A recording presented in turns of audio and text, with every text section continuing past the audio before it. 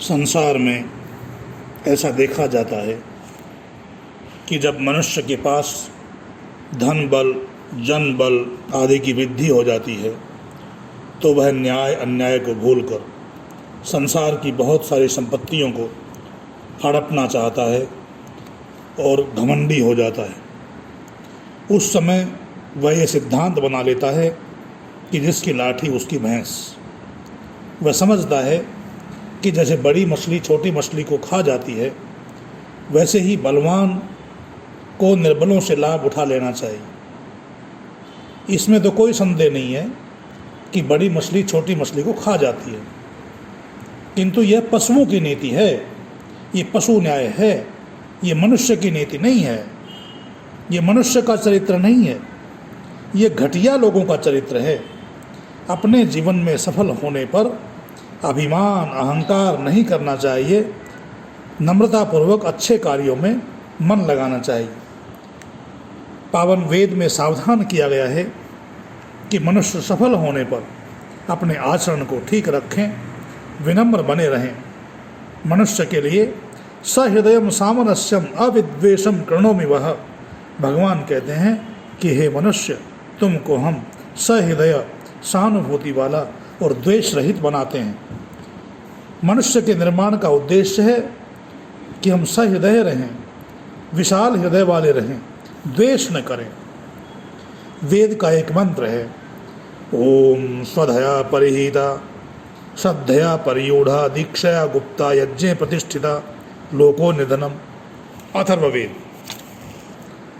अर्थात परिश्रम से उपार्जित अपने भाग को ही ग्रहण करने से सबके हितकारी हों।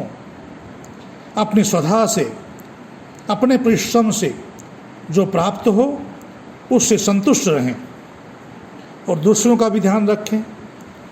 सत्य आचरण पर श्रद्धा से आरूढ़ रहें, दीक्षा में, व्रत में सुरक्षित रहें, जीवन भर यज्ञ कार्यों में प्रतिष्ठित रहें।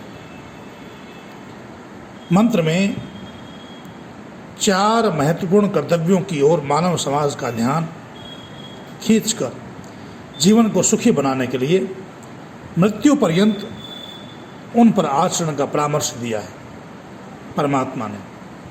उनमें पहला है, परिश्रम के पश्चात जो वस्तु आपके हिस्से में आती है उसे अमृत समझो और उसी को ग्रहण करो। अपनी चालाकी और बल के आधार पर दूसरों के भाग को हड़प करने का यत्न, हड़प करने का प्रयास मत करो। मंत्र में कहा है कि अपनी स्वधा से, अपने परिश्रम से, अपनी उपार्जित संपत्ति से संतुष्ट रहो, अपनी कमाई से संतुष्ट रहो। हम परिश्रम से अर्जन करें और जो कुछ भी हमारी उपलब्धि हो वह स्वधा है, उससे हम संतुष्ट रहें। तथा उचित यह है कि अपनी उपलब्धियों को हम प्रभु की पूजा के लिए समर्पित कर दें, प्रभु की संतानों के हित में लगा दें। इस समर्पण में ही, इस श्रद्धा में ही हमारे जीवन का यज्ञ सफल होता है। इस यज्ञ को श्रद्धापूर्वक प्रभु को अर्पण करना उचित है। जब हम अपने प्राप्तव्य से, अर्थात जो हमें प्राप्त होना चाहिए अपनी कमाई से, अपने परिश्रम से, तो उस अपने प्राप्तव्य से अधिक पाने की कामना करते हैं या उसके लिए चेष्टा करते हैं, तब कभी कभी तो बड़े भीषण सर्वविनाशकारी युद्ध हो जाया करते हैं। महाभारत का युद्ध क्यों हुआ? इसलिए कि दुर्योधन को अपने प्राप्तव्य से संतोष नहीं था। ऐसा भीषण युद्ध हुआ कि कौरव पांडव वंश का तो सर्वनाश हो ही गया। संपूर्ण विश्व, विशेष रूप से भारतवर्ष, अपना यश, गौरव, विद्या, प्रतिष्ठा सब खो बैठा। दूसरा विश्व युद्ध क्यों हुआ? या कोई भी विश्व युद्ध कब होता है? जब कोई राष्ट्र अपने उचित प्राप्तव्य से अधिक पाने की चेष्टा करता है। द्वितीय विश्व युद्ध में जर्मनी और जापान ने विश्व को अपने अधिकार में लेना चाहा था और परिणाम क्या हुआ? दोनों का पतन हो गया। साम्यवाद, कम्युनिज्म का प्रचार तो श्रम और पूंजी का युद्ध ही है। जब पूंजीपति अपने प्राप्तव्य से अधिक पाना चाहते हैं तो श्रम के साथ टकराव होता है। यही वर्ग संघर्ष है। होना चाहिए वर्ग सामंजस्य, वर्ग सहयोग, एक वर्ग दूसरे वर्ग का सहयोगी बनकर काम करे, आपस में सहानुभूति रखे। वेद वर्गों के आपस में सहयोग का संदेश देता है, वर्गों के आपस में समन्वय का संदेश देता है।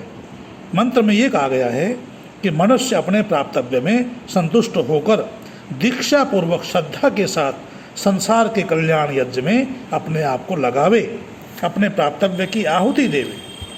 वस्तुतः श्रद्धा मनुष्य जीवन का बहुत बड़ा संबल है और व्रत और दीक्षा उसके सहयोगी साधन है। मनुष्य किसी शुभ कार्य की दीक्षा लेता है, उसे अपने जीवन का आवश्यक आचरण कर्तव्य बनाता है और फिर श्रद्धापूर्वक व्रतपूर्वक उस कार्य को संपन्न करता है। वेद में श्रद्धा, दीक्षा और व्रत तीनों को अपनाने की प्रार्थना की गई। मनुष्य जब श्रद्धा, दीक्षा और व्रत की त्रिवेणी का सहारा लेता है तो उसे प्रभु की भी सहायता मिलती है। ऐसा यज्ञ परिवार में और राष्ट्र में भी होना चाहिए। यज्ञ का मतलब श्रेष्ठतम कर्म। यदि परिवार के सदस्यों में विशाल हृदयता, सहृदयता, सहानुभूति नहीं होगी तो परिवार टूट जाएगा।